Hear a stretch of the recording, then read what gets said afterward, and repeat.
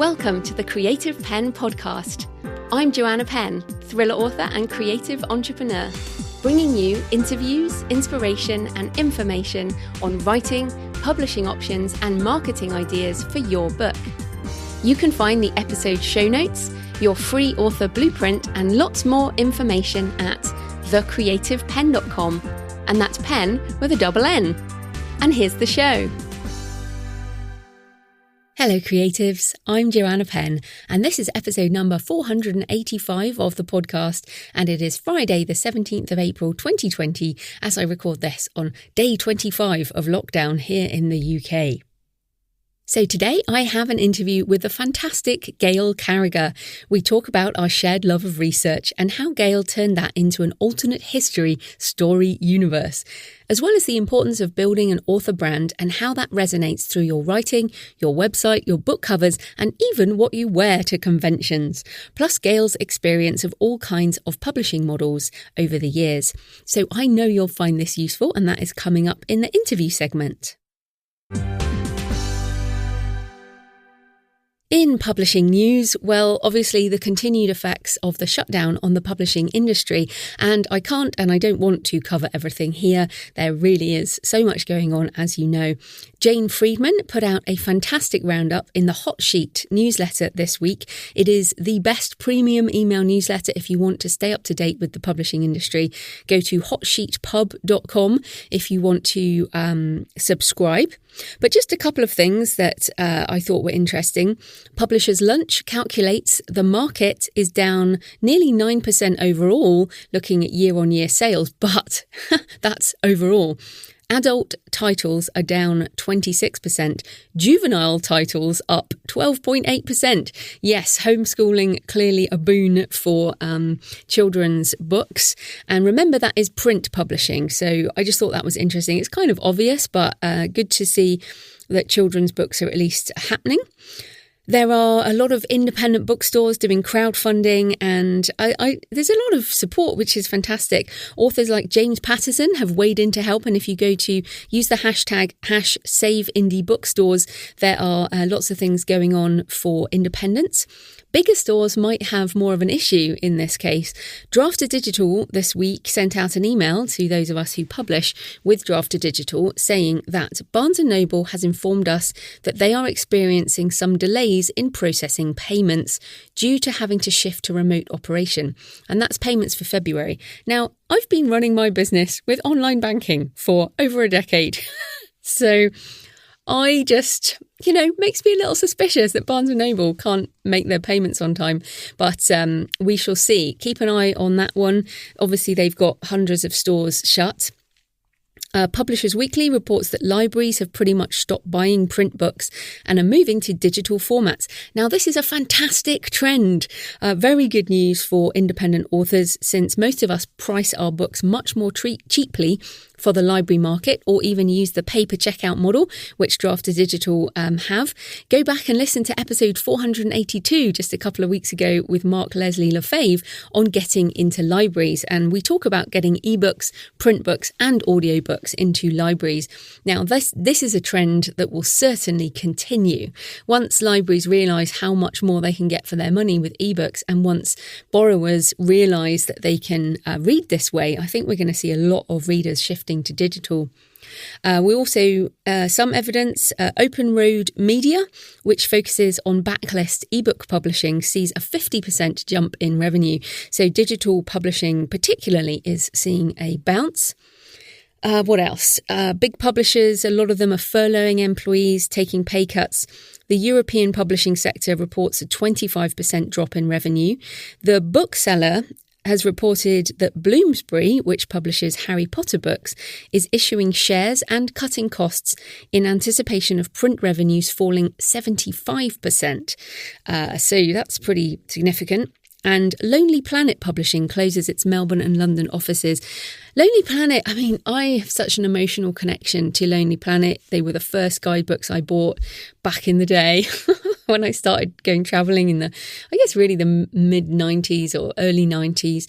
And I still buy the Lonely Planet guides as my default brand. So it's quite sad to see them suffering. But having talked to younger people, I mean, I'm 45. I talk to younger people. They don't buy guidebooks anymore. So I can see that this is what we're going to see with a lot of the companies that are struggling. The ones that drop off may have already been struggling anyway.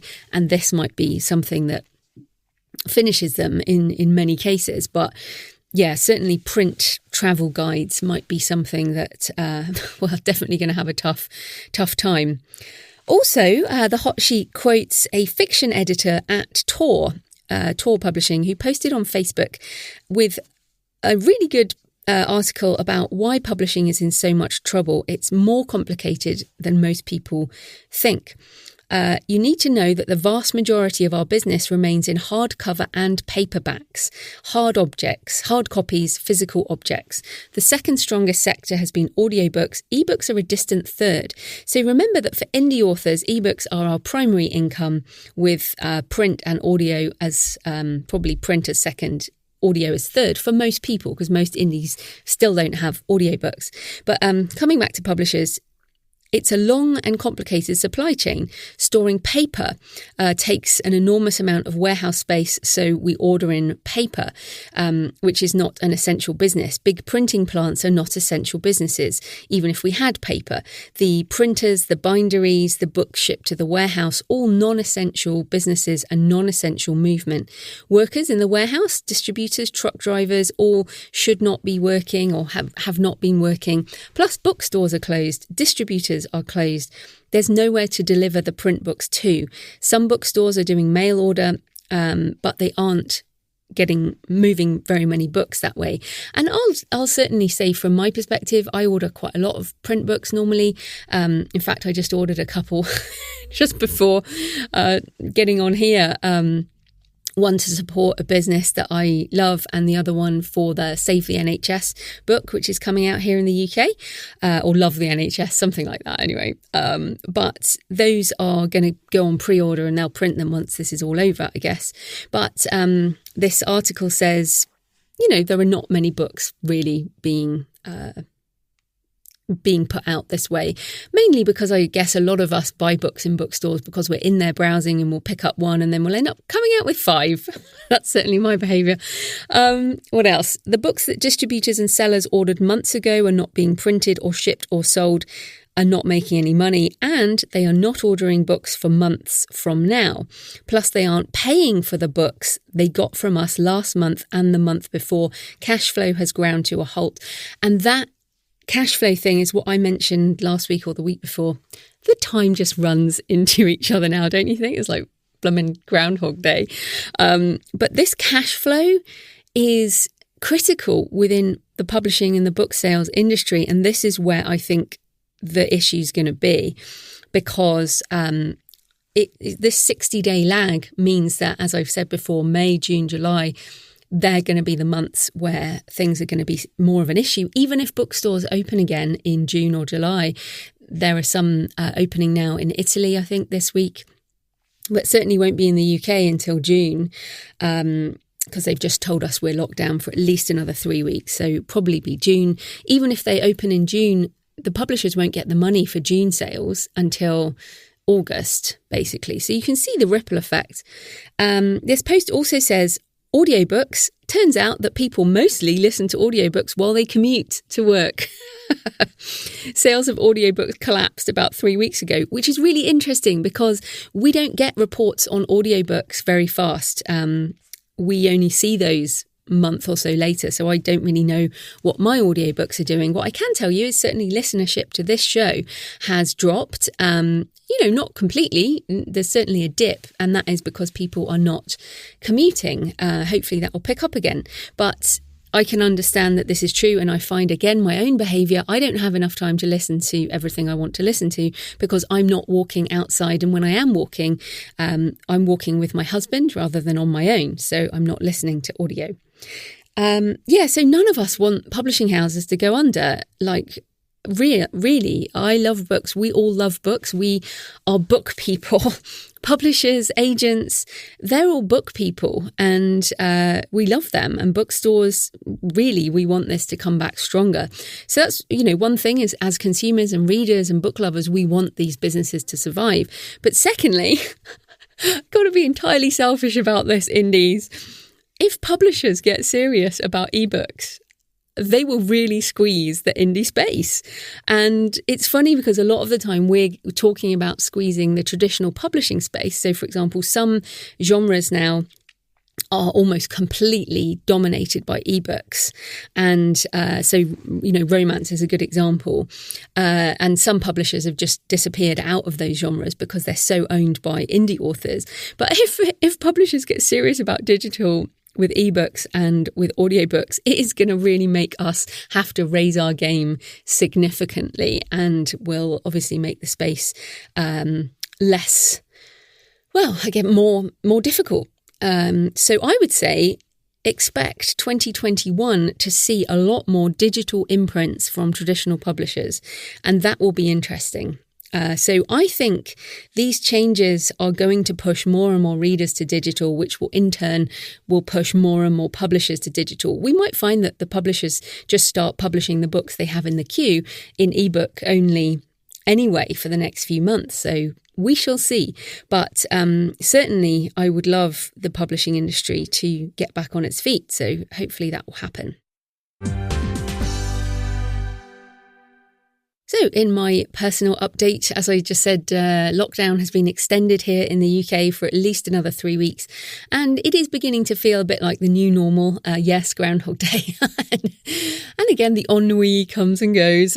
But in terms of getting back to my novel, I am almost finished the first draft of Map of the Impossible. So hopefully by the time I speak to you next week, I'll have printed my first draft. I'm at that point where I really, really just want to print it. But I know I can't because I don't print it until I've finished a whole end-to-end draft that I can read.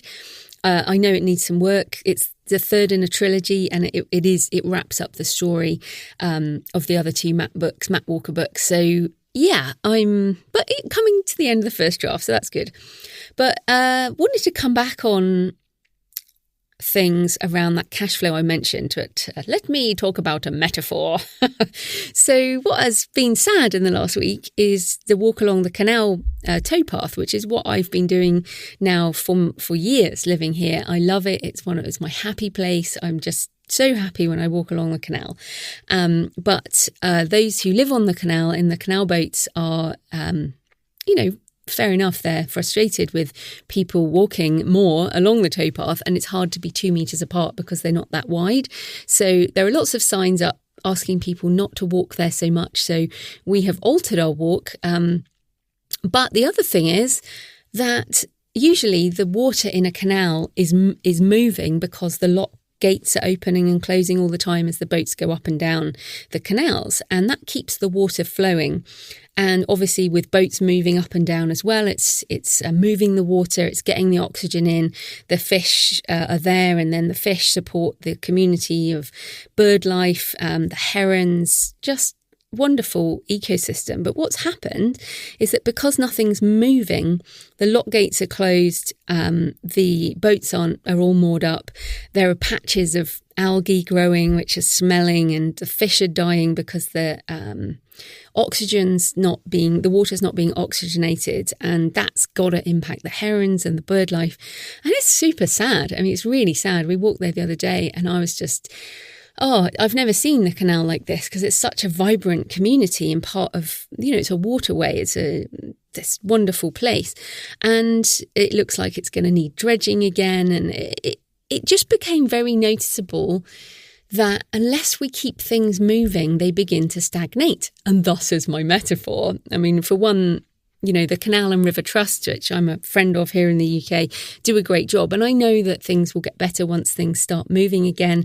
But that stagnation because of no movement is a metaphor for us, for our creativity, for cash flow, like we've just heard about the publishing industry, for potentially our physical health. I don't know about you, but, I have been working out with my trainer online and walking and everything, but I still feel my body's not getting enough movement as it wants. So it made me think about also, like with Map of the Impossible, everything was getting backed up in my brain, and your brain begins to stagnate if you don't keep things moving. So I wanted to challenge you. My question this week is, what do you need to get moving so it doesn't stagnate? For example, is there a project that has been sitting there for so long and you just keep looking at it and it's gathering algae in the corner, gathering dust? Is it time to ditch that project altogether or set aside some time to get it done? And I think this is a very good time for us to be reevaluating what we want. I'm certainly going to be doing a lessons learned from COVID-19 post once things are back to normal. I'm sort of working on that because I'm really reevaluating things. And if you remember a month or so ago, when I was talking to Austin Kleon, and when we did the interview, the early part of the year, I was definitely feeling like my business was stagnating, that my passion for this business perhaps was dulling a little bit. And this disaster pandemic has really reinvigorated me. It's made me more determined than ever, and to stop taking things for granted. Really, I mean, seriously, I feel kind of fired up to get back into this in a big way. So yeah, what do you need to keep moving so it doesn't stagnate? That's the question for today. Okay, in useful stuff, which as ever are time limited, so depending on whether you listen to this, might be gone. But the Mysterious Women story bundle, if you would like 9 crime, mystery and thriller novels, plus a short story collection, including my own London crime thriller, Deviants, which I must say the London crime thriller series is one of my favourite of my own books, if I do say so myself. Also books by Christine Catherine Rush, writing as Chris Nelscott in there, and Rachel Amflett, amongst others, in a pay-what-you-like deal. Check it out at storybundle.com/crime. Storybundle.com/crime. And if you like ebook bundles, then you can... Storybundle always has a ton of stuff going on. It's brilliant. Second bundle, and coming back to Christine Catherine Rush and Dean Wesley Smith, who you guys should know by now are my mentors in the business, my role models in business, also in marriage, because they are happily married and a wonderful creative partnership. They are running a Kickstarter with bundles of their non-fiction books for writers. I have already bought and read all of these books. I literally buy anything Dean and Chris put out there for writers. I can't recommend their work highly enough. So you can just go to Kickstarter and put in Dean Wesley Smith. His name is just spelt like it's said, Dean Wesley Smith, and there'll be links in the show notes. That is available until the 30th of April, so that is not long at all, but that is super value, so go get that. Plus Ingram Spark, valid until May 31st 2020, has a promo for free title setup and revisions. So if you want to get your print book set up ready for when things get back to normal with print on demand, you can get free title setup and revisions using the code Ingram Spark 2020, all caps. Ingram Spark 2020 in all capital letters. Again, links in the show notes. Right, so thanks for all your emails and tweets and comments this week. You can always tweet me at The Creative Penn with a double N, or email me or leave a comment on the show notes. Alison says, your podcast finally pushed me to get my direct sales set up on my website, and I already started making sales within the first few days. Why did I wait this long? Thank you for your positivity and encouragement. Really great to hear that, Alison. As I've said before, I think direct sales are just magic. Sophie says, the advice to create a new routine to jumpstart my daily creative practice was invaluable. Fantastic. Emily Robertson said she just finished the show. My denial was keeping me from even listening to the tips. They were so great and it was worth the wait. I think all the people who are in denial haven't listened to the shows yet. So welcome back if you're listening later on. Monica T. Rodriguez says, I wrote my novel to the Game of Thrones soundtrack. It is a good one, especially for focus. Now I'm starting a new book. Do I need a new soundtrack? Maybe I should try Thunderstorms.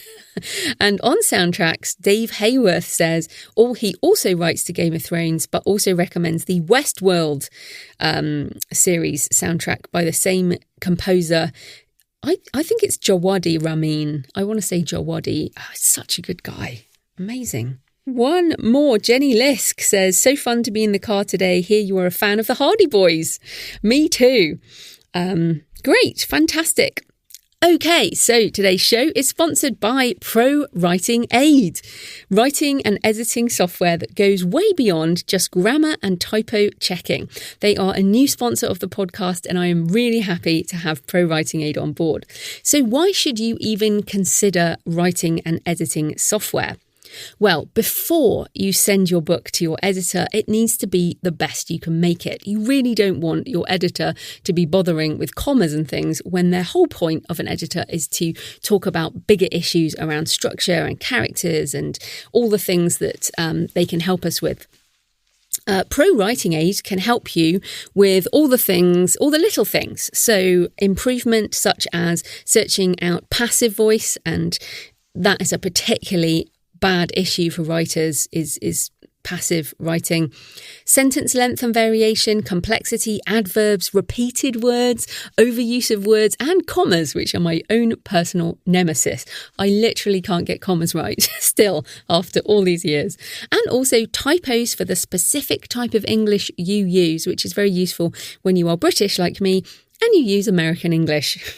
If you are a word nerd like me, which I presume you are since you're here, then check out the Word Explorer, which goes way beyond a thesaurus in helping you discover new words for your manuscript. Really useful when you're editing, trying to get rid of those repetitions, but also when you're editing for audio to make it sound better. And the reason I have switched to using Pro Writing Aid after using Grammarly for years is that Pro Writing Aid works with Scrivener. I just kind of annoyed with myself. I didn't know about this before, but I no longer have to copy and paste every chapter somewhere else. I can just open my Scrivener project with Pro Writing Aid, and this is going to save me a lot of time. So hopefully you will find it useful as well. So you can check out the free edition or get 25% off the premium edition by using my link, prowritingaid.com/Joanna, Joanna. I've also done a tutorial on how to use it at thecreativepenn.com/prowritingaid tutorial.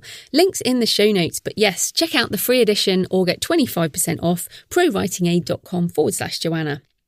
So this type of corporate sponsorship pays for the hosting, transcription and editing, but my time in creating the show is sponsored by my patrons.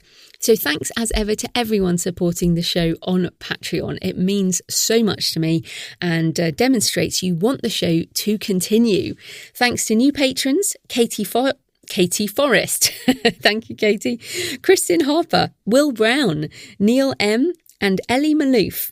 I really appreciate your support, and I was meant to record the extra Q&A last week, but I really need to do it this week. So that is coming. If you support the show, you get the extra Q&A audio every month and the backlist. So lots more audio. You can support the show at patreon.com, patreon.com/thecreativepenn. Okay, let's get into the interview. Gail Carriger is the award-winning and New York Times bestselling author of steampunk and urban fantasy, comedy and queer romance. Her books have sold over 1 million copies in print and include the Parasol, Protectorate and the Finishing School series. Welcome, Gail. Hello, thank you so much for having me. I'm thrilled to be here. Oh no, very exciting. I was just saying before we started, I first heard about you like a decade ago, so I know you've been writing for at least that long, but tell us a bit more about you and how you got into writing. Well, I'm one of those who's always written. I always joke that when I was a little kid, my mom would read me a book, and if I didn't like the ending, I would be like, no, that's not how it goes. And then I would tell it back to her how I thought the ending should go. And I think she should have known from that point on what my future was going to be. So I've always written. I was pretty sure I was unable to make money off of it. I grew up with a bunch of poets and artists. So I was like, well, that's not a viable career path. So I went off and became an archaeologist for a while, which of course, very lucrative. Yeah, well known. But that I always wrote. And since I always wrote, I figured I might as well try getting published. And then my first book sort of was a slow burn hit, and I've never looked back. And that was about 10 years ago. Oh, there we go. That is when I first heard about you. So you mentioned that you used to be an archaeologist, and that is one of those careers that in another life I would have been. But of course, we all have a romantic image, in Indiana Jones and stuff. So, how does that archaeological background play into your writing? Well, I do use a lot of at least in my first couple of series, actually all three of them, I've used the places that I excavated as part of my book. So places I've traveled. Like you, I really enjoy traveling. I don't think I love it quite as passionately as you do. But so I like visiting a place before I write about it. So, because I feel like even though I'm writing alternate history most of the time, you get a sort of sense of the light in a place and the topography and kind of the smell of the sun on the stones and all of these things that if you don't actually visit the place, they're really hard to access. Even if it's, 200, 300 years in the future when I'm visiting it, I still feel like you get valuable information from actually physically visiting a place. So that is in my books a lot. I also am very... because of archaeology, I see objects as very representative of culture and personality. So a lot of my characters have like a sort of a signature gadget that represents them. Like my first character has a huge parasol that's like a Swiss Army kind of parasol with all these secret devices in it and stuff like that. And she carries it with her all the time. And I think that's definitely a sort of archaeology. Like, how does this object represent this person and by extension the culture that she belongs to, which in that case was Middle Victorian. So that's kind of, I think that ties in a lot. Aesthetics are, I probably put too much of a moral standing in aesthetics and branding, but it does help with that. It does help with me like manage branding, I think. Yeah, and you mentioned, sort of the objects there and looking back at history. And I know that you incorporate some British side into your book. So why the interest in Great Britain? Well, the aforementioned mom who used to read to me is in fact an expat. And she rather expediently used to ship me off as a kid to England quite a bit to stay with the grandparents in the summertime. So I spent a lot of summers in Devon. And then I have dual citizenship, so I went to school in England, took one of my master's degrees there in Nottingham. So I'm pretty familiar with the UK or lower, like southern England in particular, and then the Midlands. And I think she raised me on sort of British children's literature, like The Wind and the Willows and The Borrowers and Tom's Midnight Garden and Secret Garden, all those kinds of books. And that very kind of informed my writer voice, I think. People always get annoyed that when they meet me in person, I don't have a British accent because so many of my characters are British. And I'm like, that's because you're hearing my mother, really. She's just sort of speaking through me. It's her tonality. It makes me very interesting for my copy editors because I've sort of a mix up of sentence structures that are UK and American, and then like I'll slip in the British spellings of things sometimes because I went to school in the UK for a while. So like, eventually somebody will slap their hand on the table and be like, Gail, which spelling are we using? Oh, I know that problem. And I slip into Australian and New Zealand as well, which is a bit of a pain. Although it's funny because a lot of people think I'm American until they hear my voice, just because most, online people seem to be American. Which is funny. But I'm interested in this because so you do have that British background, but you also write comedy, alt history. And I wondered about it's very difficult for people to write about another culture, especially with comedy, because it can move into parody or even stereotype. Yeah. So I wondered, like, how do you manage that? But how do you know where the line is between I want to do this because this is kind of a trope of steampunk Victoriana, but is this moving too much into stereotype? Like, where's the line?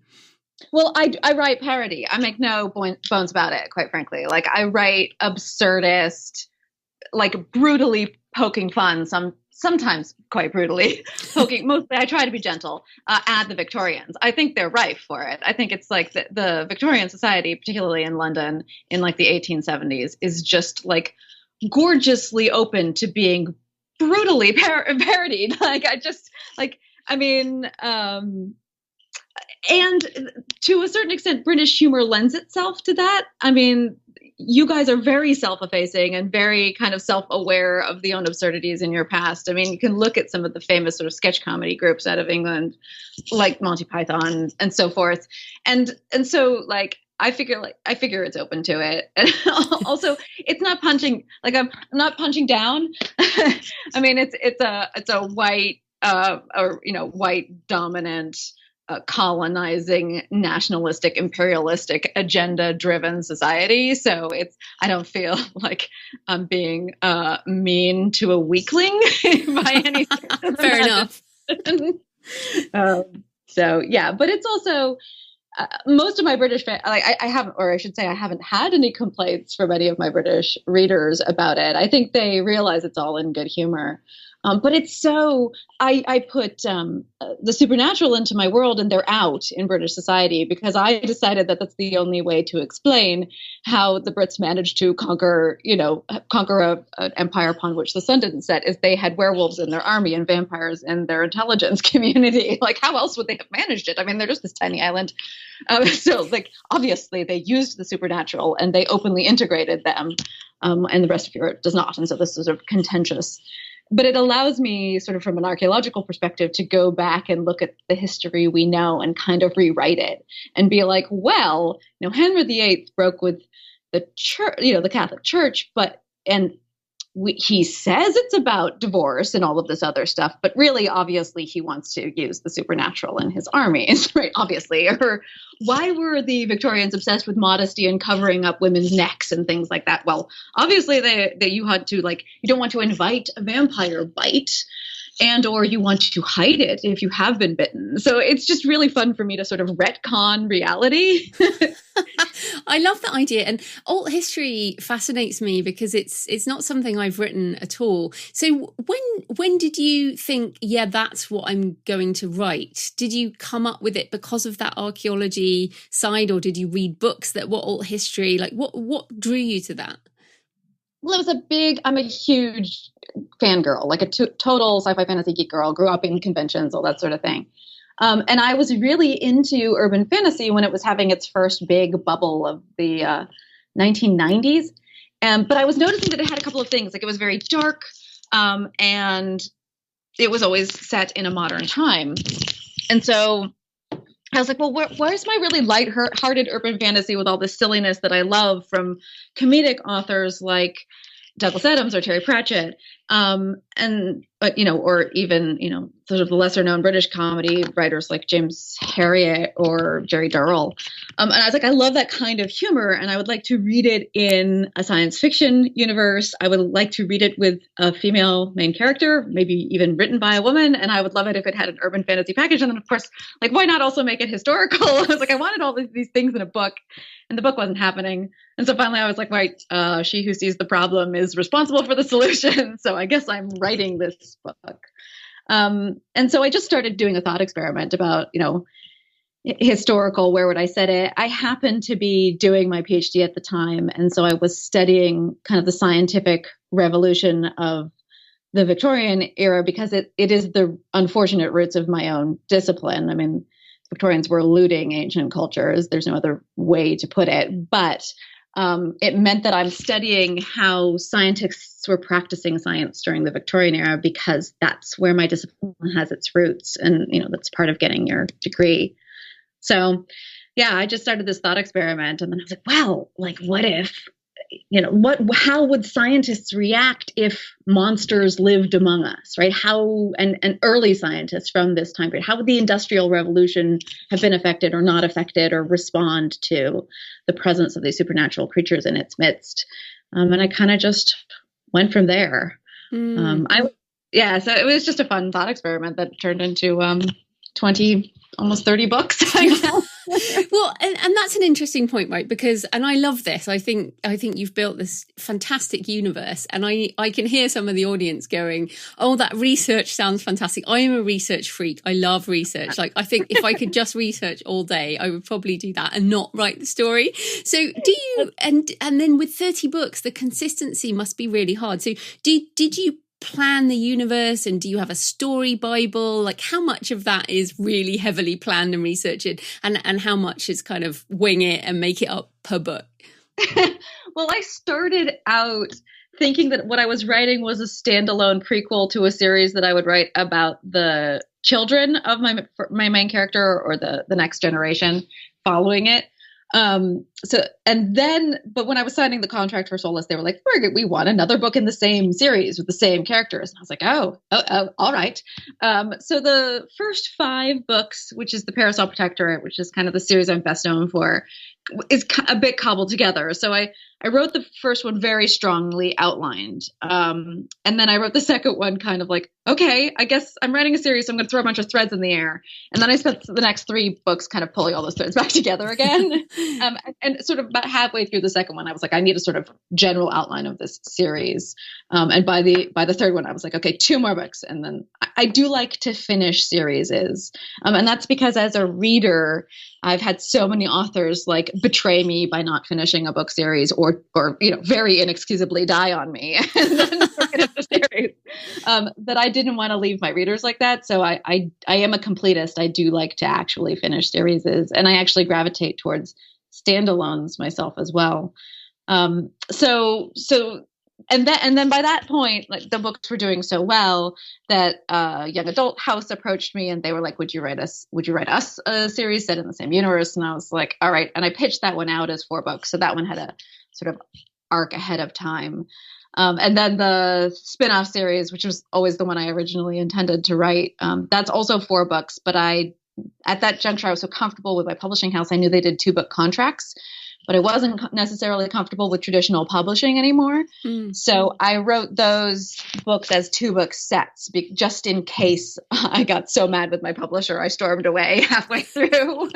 So that also plays into it. But I guess you could say about halfway through my career, about 5 years in, I really think a lot more about longer arcs and series arcs and stuff like that. And of course, at this juncture now, I almost always write standalones. So it is sort of a mute learning process. Oh no, well, it's great to hear, because I get so many questions. In fact, I answered a ton of questions today, and so many people ask about series, like, do you plan all these arcs? And I'm on book 11 of one series, and I'm not a plotter at all. I'm a discovery writer. So I'm like, I literally don't know. And you just kind of have to trust your unconscious that something will turn out right in the end. But I want to circle back, because you've mentioned conventions. Of course, you've mentioned the Parasol.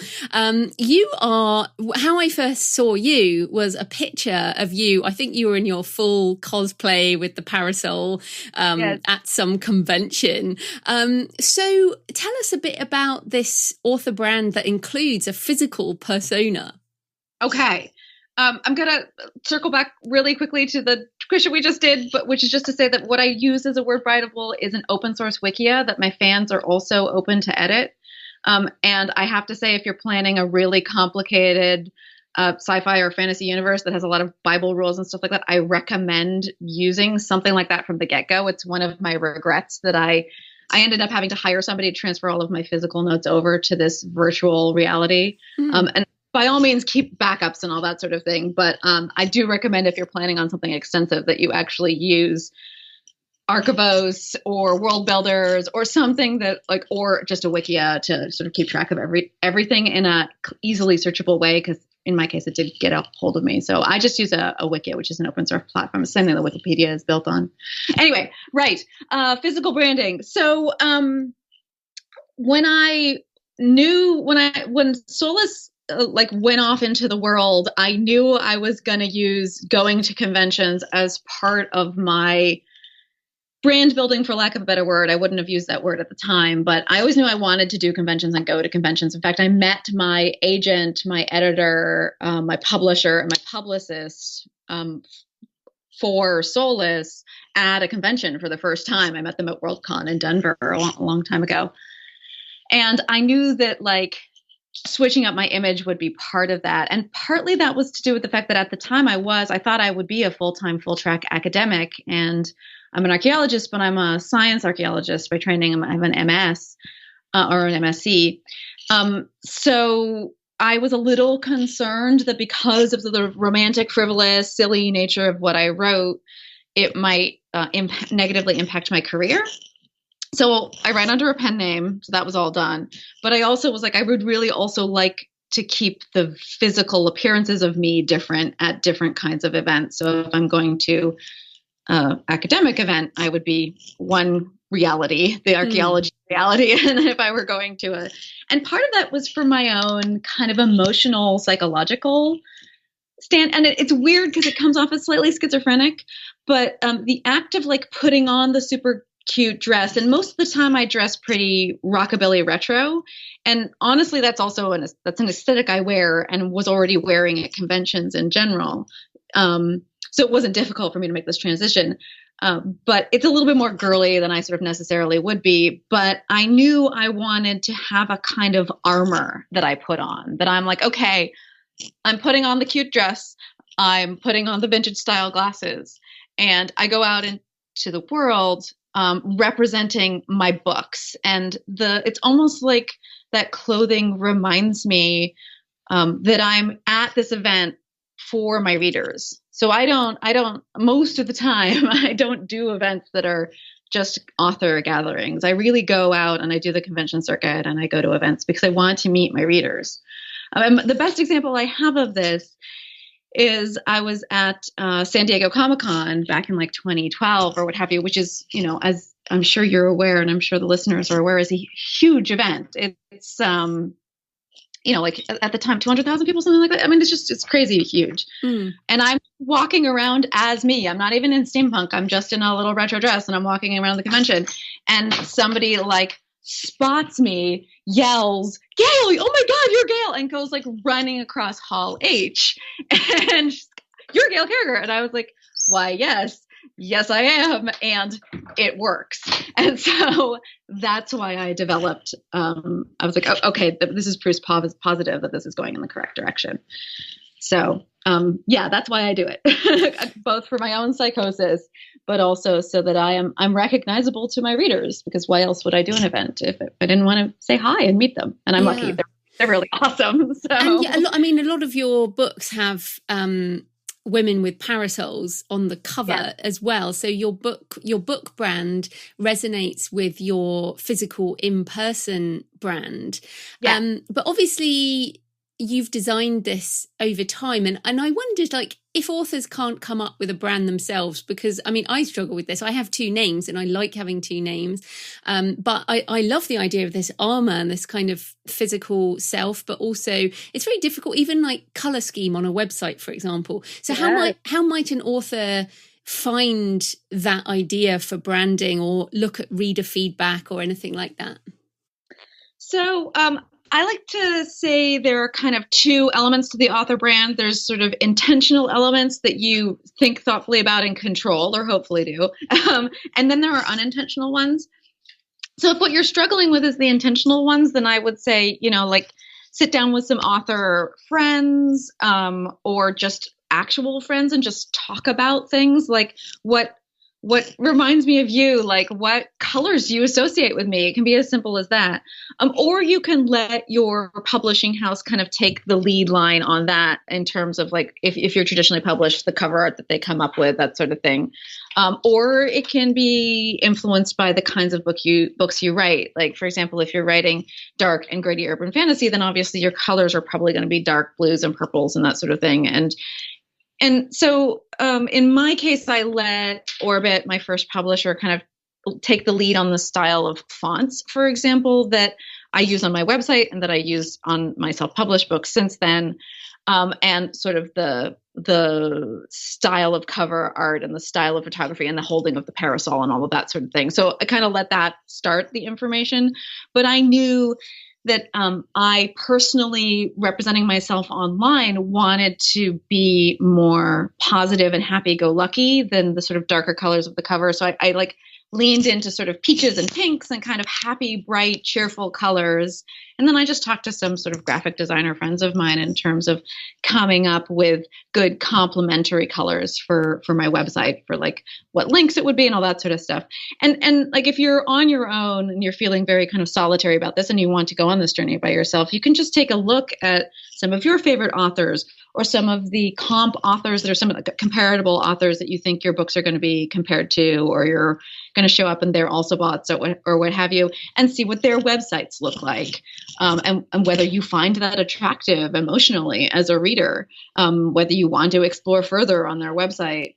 And I mean, just kind of building your own mental awareness of like, ooh, that color pulls me in, that makes me feel cheerful. That's sort of the emotional resonance of these sorts of things. I mean, there are whole huge industries that are built up around that. And then the flip side is the unintentional branding. And those are the things that are just going to get associated with you because often the way you behave on social media. And my best example for this is I have this friend, and we'll call him Sam because that's his name. And he is a writer, and he has a pug. And so he would post pictures of his pug all the time. And so people who came at him and found him just as fans of his writing, like, loved the pug. And so what they would do is they would respond with pictures of their own pugs. And then if a pug was in the media for any reason, then they would send him pictures of the pug, or they would tag him in videos of the pug. And so he kind of became this repository of pugs. and we were talking, I had exactly the same thing happen to me with the octopus, which is kind of branded into my books. It is a favorite animal of mine. I do genuinely love the octopus. But now anybody sees an octopus and they will share the picture of the octopus. And that's fantastic, except when you have, 30, 60, 100,000 followers, and then 300 people share the same pug with you or share the same, right? And then you're like, oh my God, my feed is full of this one pug that has just hit the zeitgeist.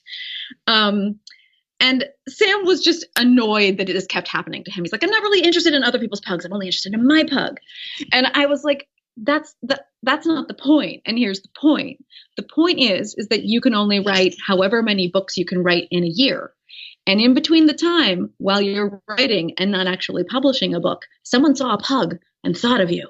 So the point is that you are in their brains in between books, that they haven't forgotten about you. For me, that's the kind of whole point of being on social media. And so when they send you the pug and you've seen the pug 1,000 times before, you don't get mad. You say thank you. And what you're saying thank you for is maybe the pug, but it's mostly that they thought about you. Because that is brand, right? To a certain, for sort of authorial emotional resonance reasons, that is brand, is the things that become associated with you, that people think of you outside of context. One of my favorite things in the entire universe is when somebody's out like shopping at Target and they see a stuffed hedgehog and they take a photograph of the stuffed hedgehog and they upload it and they share it with me. And I'm like, how many steps they had to go through, because when they were out about their lives, they saw something that reminded them of this author that they read maybe once or twice a year, right? For me, that's an enormous privilege and achievement to have entered somebody's life in that way. Sam, just own the pugs. Just own the pugs. The pugs are now yours. You have the pugs. Like, say thank you for the pugs. And he didn't control that. He was just sharing this thing that he loved. And it just generated a response in his readers that they just want to connect with you. They just love you and what you have given them. I mean, the biggest piece of advice I give authors all the time is pretty simple. It's just treat your readers the way you would want your favorite author to treat you. Like, we're all readers. Like, authors are our heroes or heroines. So like, that's what we want, is we just want, as readers, we just want an author to be kind and decent and to like be excited that we have a pug, right? That we share this thing. Yeah. And it's funny. I do actually ask, I tell people about my love of graveyards. I'm a taphophile and I take pictures and share them on my Instagram, and people send me pictures of graveyards. And I started doing that sort of about 4 years ago. And I felt embarrassed at first because I thought, oh, am I weird? And then whenever I speak, I often ask people, so who likes graveyards? And there's usually about a quarter of the room who say, yes, I love graveyards. And I'm like, you are my people, you're my people. And other people who don't like graveyards might also like my book, but there's something about something we all like that connects. Yes. So true. So true. And I feel like it enters that undescribable thing, a love of a thing, it enters your books and it reaches out to people who, for lack of a better word, are somewhat like you in some way. Another great example I have of this is I was walking towards the signing area at a Worldcon, and I am signing and George R.R. Martin is signing. And I'm like, well, yeah, exactly. So there's this enormous line for George, right? And there's a much less long line for me, but still it's a decent little line. And I'm like, great, people came for me. That's always so exciting too, is that the idea that someone would spend time waiting for you in order to get a book signed is just like a crazy thought to me. But so like, I feel so honored every time. I think again, because I come out of fandom and I'm like, yay, I have people who want my stuff. But I could look and see immediately which line was my line. I was like, because I know my fans and there they are. And like, at least, like you said, a quarter to half of them are going to be wearing cute little retro dresses. And it's not like I put rockabilly in my books or anything, but they're probably going to have candy colored hair. They're probably going to have a tattoo or two somewhere on them. And they're probably going to be chatting with each other in line. I have really sort of social, cheerful fans. And so they tend to like make friends in the signing line and stuff. So, but it's just, and those are all things I think that are just kind of parts of me that have leaked into my books. And as a, direct result, it's also the type of person who's going to come up to an author and is going to chat to an author also has certain qualities as well. But it's sort of joyful to like walk in and be like, I bet I can guess which ones read me. Yeah, I agree. So you did mention about your publishing journey, that you've been published by Orbit, I think was your first publisher, and you have self-published books. So how, and you also mentioned anger potentially at a publisher. So how has your experience of publishing changed over your author time? Well, I was quite trad to start with. I mean, I have 21 books, I think, with traditional public. No, that seems a little high. Quite a few books with over a dozen books with traditional publishers, and they did great for me. I mean, I had unprecedented influence and control over my cover art, which, let's be very clear, most authors have nothing to do with their cover art if you're traditionally published. They were like shocked, I think, by the success of my quirky little book. And so they were kind of like, okay, well, I've always been super experimental. So they were like, well, Amazon is offering us this weird gold box thing, but we have to, drop the price of your book to like $2.99. And I'd be like, okay, do the thing. Yes, please do the thing. I sort of got that reputation with the traditional publishers that you could experiment with Gail. Gail would be like, sure, whatever, let's do it. I'll give it a try. What do you want to do? So I've actually had a great relation with my traditional publisher. It is traditional publishing that I've had some challenges with over the years. And so I'm a bit of a control freak, as you might know. If someone who's as careful with their image as I am, you can probably tell I have control freak tendencies. And it was just a lot of stuff about the publishing industry started to wear on me in terms of length of time before a book had come out. Lack of information in terms of like sales. So like if I'm going to do something, I want to be able to see if it's an effective thing. Like one of my great joys, at least early on in my career, was that Amazon would let me have access to demographic data. So they won't tell you the specifics for your traditional public. You can go in Author Central and like claim all of your books, and then you can sort of see distribution. And so one of the things that I could see, at least early on, was after I left an area, for an event, I could see the spike in book sales to that area. And it's just Nielsen data, but still it was data that I was like, oh, okay. So like I went to Seattle, and then I go a couple weeks later and I look at the demographics and Seattle has gone up to the top of the list of like places that buy my book. So I was like, okay, so in-person things are actually effective because you're never sure when you're on the ground, like what's working and what isn't.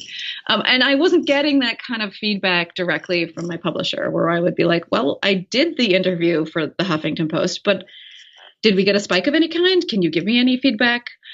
And so I just started to get kind of frustrated by that kind of thing. And eventually I was like, all right, well, fortunately for me, my agent is a ball buster. I have a fantastic literary agent, and she has been with me from the start. And so she gave me an iron option clause. It is one of the tightest option clauses I've ever seen, which is author slang for saying the clause in the contract that says what books the publisher has the rights to buy from you next. That's your option clause. And so that option clause can be, like we, the publisher, would like to buy any book you write next, which is not good. Or we, the publisher, would like to write any book written under the name Gail Carriger that is for an adult marketplace, that is over 40,000 words, that is set in an alternate historical fantasy setting. That is an incredibly tight option clause, and that is what you really want. So basically, because mine was very tight, I could just be like, well, I can write stuff in this universe, and I have a wonderful foundation in the universe, and they've given me a consistent brand. Even though I have a different publisher for my young adult stuff, they still stuck with the same sort of style of cover art and everything. So I have this lovely brand of cover art and that sort of thing that is relatively cheap for me to imitate self-publishing because they're photograph cover art based covers. And I was like, I'm just gonna start doing this myself. No, it can't be too hard. It is really hard, as it turns out. And then the other thing for me is podcasts. Like I've listened to you forever, it feels like. And I have tons of friends who are in the podcasting universe, like T. Morris and Pip Valentine, who were Scott Sigler, who were publishing fiction in audio. And that by its very nature was sort of, how do we market? How do we self-publish? And so I paid very close attention to everything that all of these other authors were doing. So even though I have like New York Times and all of these traditional accolades, I've always kind of behaved like a self-published author anyway, because all my friends were starting that way and now are that way. And so I had a good foundation of kind of resources so that when I started doing self-publishing, I was like, all right. My biggest regret, and I will say this to anyone in your audience, whether self-publishing or traditional, is not getting my newsletter going sooner. Yeah, number one regret of everyone. Yeah, man. Although, like I did, as soon as I had a newsletter, because I have an in-person brand, and this is something that people drop. So again, big piece of advice is take a physical paper sign-up sheet with you when you do events, like a newsletter sign-up sheet. A pen and a piece of paper that says, this is for my newsletter, whatever the name of the newsletter is. Mine's called The Chirrup. And then name, and then your email address. Don't do it digitally. They have apps for that. People don't like touching other people's technology. There's a psychological thing there. So just a piece of paper and a spare pen. And just to add to that, because technically I'm not in Europe now because I'm in England, but in the European Union with GDPR, if you do a physical sign-up sheet, you also need a printed out privacy policy next to it. So it becomes a little more complicated for GDPR, but Americans don't need to do that yet. So the sign-up sheet just puts them into the start of the funnel. So like I have the privacy and GDPR thing as part of the funnel.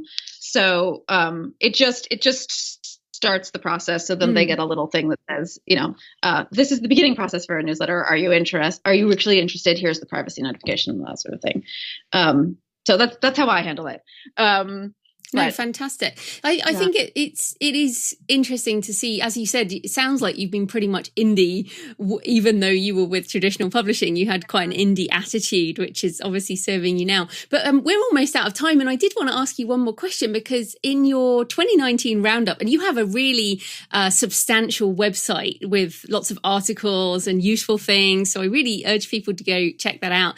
But you mentioned in 2019, you had several business crises. So I wonder wondered if you could share, like, what, you've been doing this a long time now, but how does your author business shake out, and how are you managing this full-time life? Yeah, so I've been full-time for, I guess, about 6 years now. A lot of, since I am control freak and I try and do too much. I'm a workaholic, which I'm sure you're familiar Me too. with. Yeah, not at all. Yeah, I'm sure many authors are. So I did have to have people come to me and be like, Gail, it's time for you to get an assistant. Like it's like, and eventually my agent, who I do listen to, was like, get an assistant. Like, it's time, because I was spending like 6 hours a day just responding to fan emails and calling cards and dealing with Facebook and all this sort of thing. And so I have an assistant now. So I have she comes in once a week. She's here right now, actually, giggling as I'm talking to you. And she does things like mailing, and like, so that's why I have someone who's in person. I know many, because I do a lot of physical giveaways of books and stuff, mostly for my newsletter. So an assistant is one of the ways I handle it now, and she's in once a week, and then remote the rest of the time, and she's essentially part-time. Sometimes she does more hours, sometimes she does less.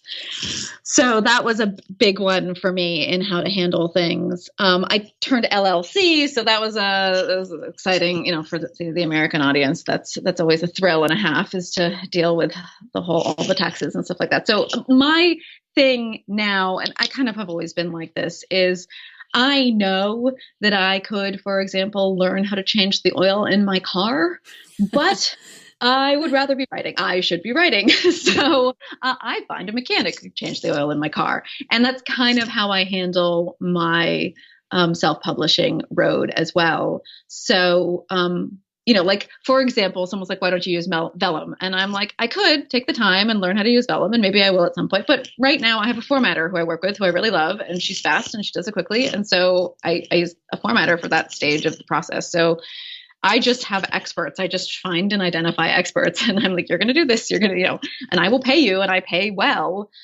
So I still have I have a developmental editor that I hire, even after 30 books.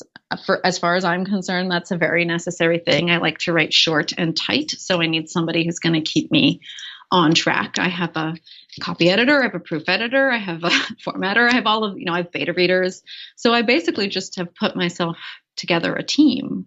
And that's how I manage. And I would be lost. In fact, I get lost if someone leaves my team. I'm like, oh God, please be available. Please don't leave me.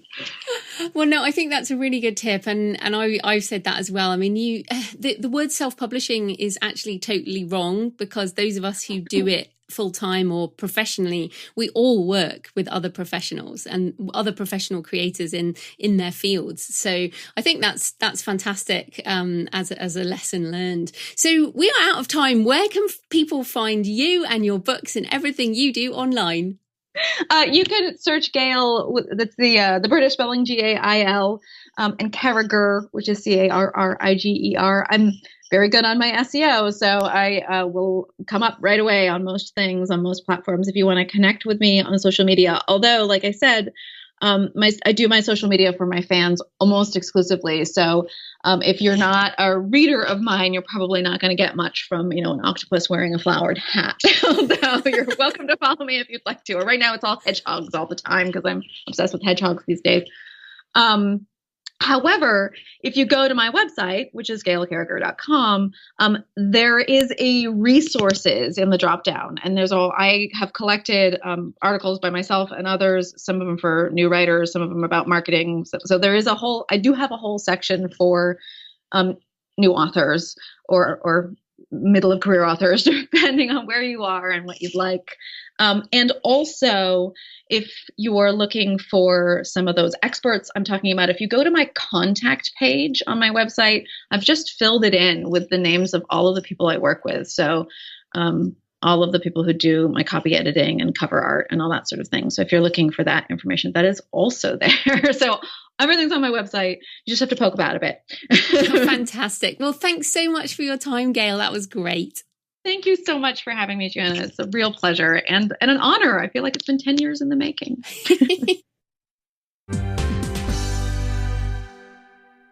So I hope you found the discussion with Gail interesting and that it's given you some ideas for shaping your author brand.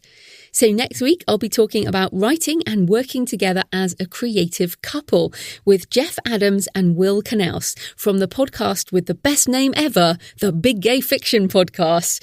Jeff and Will are fantastic. I got to hang out with them at Podcast Movement last year and really great to have them on the show next week.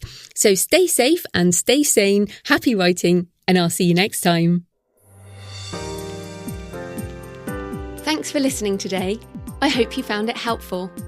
You might also like the backlist episodes and show notes available at thecreativpenn.com/podcast. You can also get your free author blueprint at thecreativpenn.com/blueprint. If you'd like to connect, you can tweet me at The Creative Penn or find me on Facebook at The Creative Penn. See you next time.